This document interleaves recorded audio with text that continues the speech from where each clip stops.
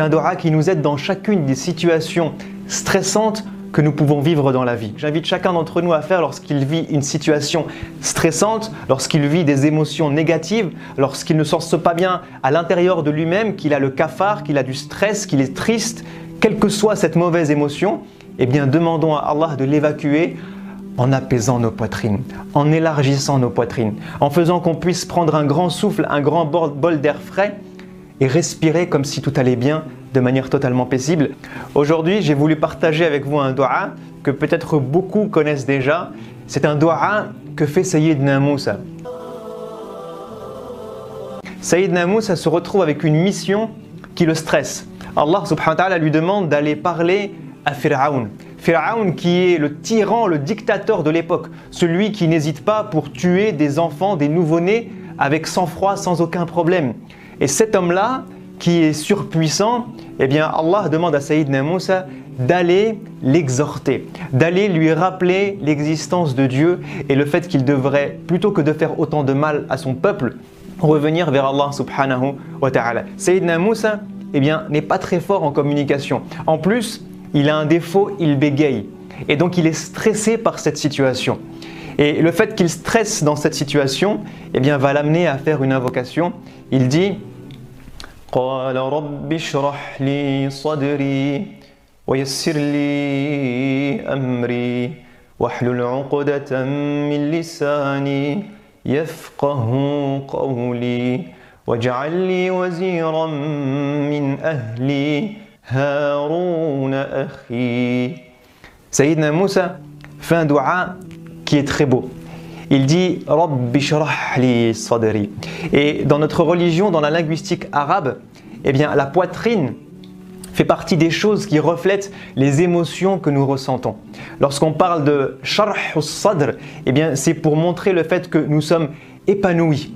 Et c'est lié aussi à la notion de respiration. Lorsque quelqu'un se sent bien, lorsque quelqu'un est apaisé, il va respirer avec la poitrine eh bien, élargie, ouverte, pour montrer que justement, eh bien, tout va bien, j'ai une grosse bouffée d'oxygène et je me sens bien.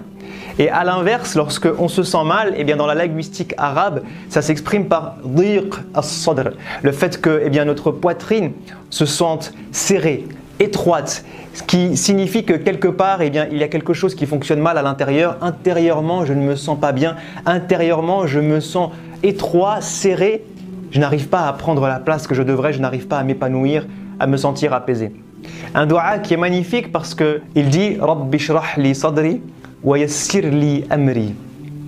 Une fois qu'on s'en sent bien à l'intérieur, eh bien, il y a cette chose vers laquelle on va.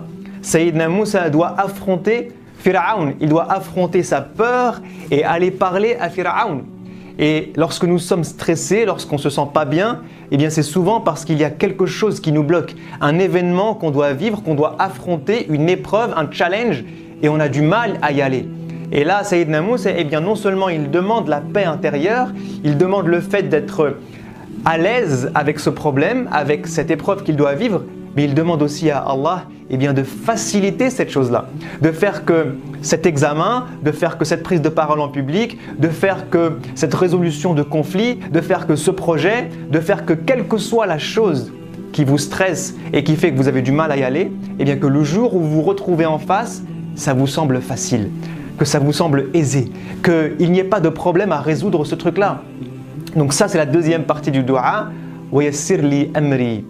Et il termine en disant wahlul 'uqdatan min lisani yafqahu qawli. Il demande à Allah de dénouer sa langue pour qu'il puisse s'exprimer en public de la meilleure des manières et qu'on puisse comprendre et entendre tout ce qu'il a à dire. Parce que le but d'un discours, le but d'une communication, eh bien, c'est que les gens puissent recevoir tout ce que vous avez à leur dire, qu'ils puissent l'entendre, le percevoir, le comprendre. Et Sayyidna Moussa eh bien, a envie que lorsqu'il s'exprime à Pharaon et à toute l'assemblée qui sera autour, que son discours puisse être perceptible. Et donc c'est pour ça qu'il demande ceci à Allah subhanahu wa ta'ala. Donc je m'invite moi-même et chacun d'entre nous eh bien, à user des dizaines de fois de ce dua.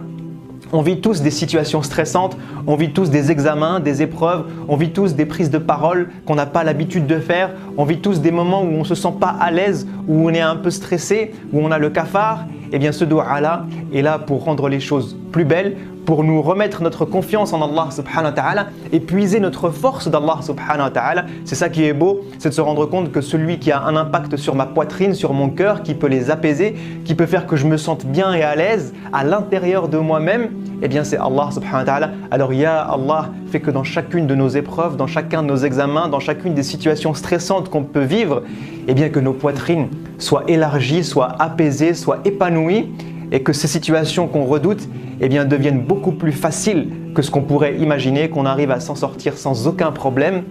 Haut la main, seul Allah subhanahu wa ta'ala peut nous donner cette capacité.